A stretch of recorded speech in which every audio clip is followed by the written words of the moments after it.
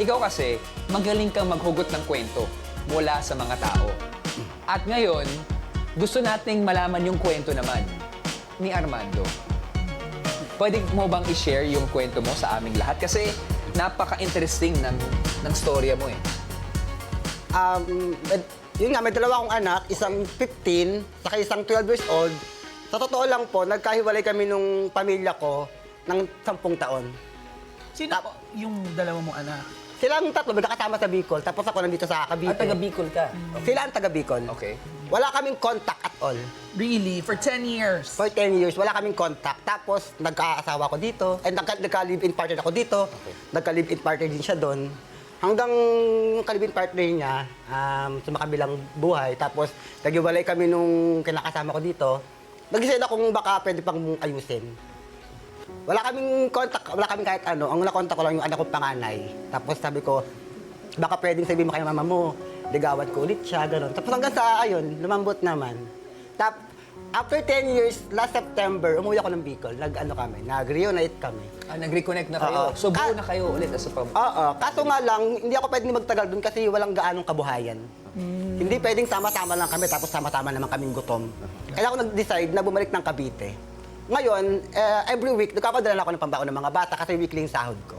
So ibig sabihin nandun pa rin sila? Opo, kasi yung panganay ko, grade 9, ang plano namin, after grade 10, grade 11, saka sila babalik dito. Kasi nag-propose na ako sa asawa ko last December. Wow! Congratulations! na rin kayo!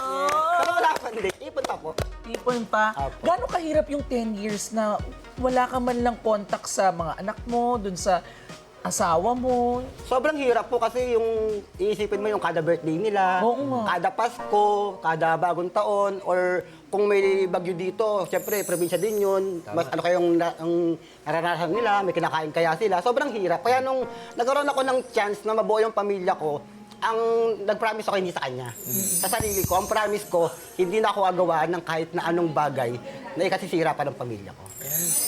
Pero eto tanong ko sa'yo, paano mo gustong bumawi doon sa mga anak mo? Next year, diba, makakasama mo na sila. Paano ka babawi? Meron kaming plano this coming Christmas. Uwi ako doon ng December 24 hanggang January 2 siguro kasi hindi ako pwedeng magtagal ng leave. So parang yung time na yun, yung isang linggo na yun, ibubuhos ko yun sa kanila.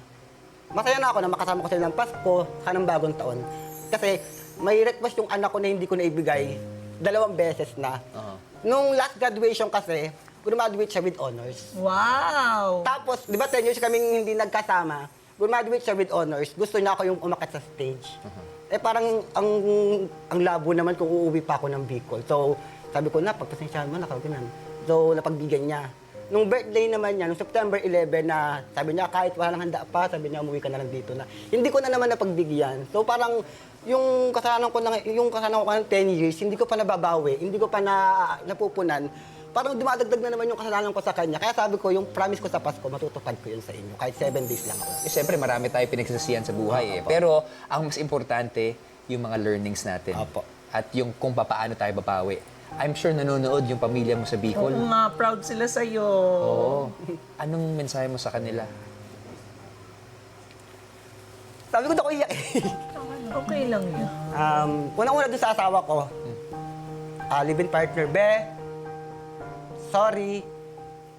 Lagi ko sasabi sa ito, pero alam ko kahit ilang sorry ang gawin ko, hindi ko mapupunan yung 10 taon na kasalanan ko sa inyo. Sorry kung ikaw yung nagbibigay ng pangangailangan, dapat ako. Sorry kasi parang nahihirapan ka, hindi niyo ako kasama. Saka salamat, kasi nung bumalik naman ako, wala akong narinig na kahit anong sumbat. Hindi ka nagtanong na anong nangyari, walang kahit anong tanong, buti tananggap mo lang ako. Kaya sobrang thank you doon. Sabi mo sa akin, di ba, kanina, hindi ako iiyak. Pero gusto kong malaman mo na mahal kita. Salamat sa pag-aalaga mo sa mga anak natin. Kay ate Ashley Nicole, sobrang proud si Papa sa'yo. Sorry na hindi ako nakauwi ng birthday mo sa kanong graduation. Tapos kay Jopper, love you na. Pagbutihin mo yung pag-aaral mo kasi yung bunso ko medyo late bloomer siya. So yung pag-iisip niya hindi compatible sa edad niya. Okay lang yan, anak. Nobody's perfect. Mahal ka ni Papa. I love you. Siyempre, gusto natin pasalamatan si Armando for Thank you for sharing your story, Maraming Such a salamat. brave act. Thank you.